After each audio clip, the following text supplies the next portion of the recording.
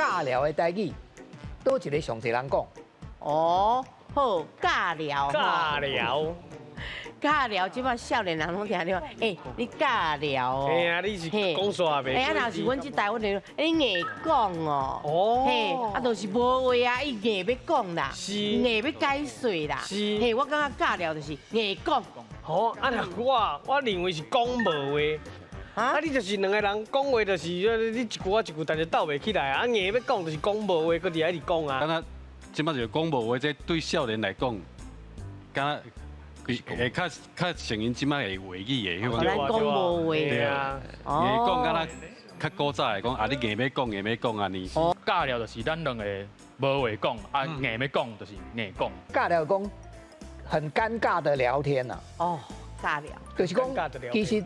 两个话袂投机啦，啊，毋过伫迄种情形下，哪像要讲话袂使，像讲两个国家的元首，因坐做伙，话语袂通，需要经过人翻译，但是因若要讲话，佫真歹看，所以因就硬讲，硬讲，啊，咱就改讲硬讲，啊，这调查结果是硬讲有65%，哦，啊，讲无话才34%，因讲无话就是无讲话嘛，因为讲无话就点伫遐，毋知要安怎。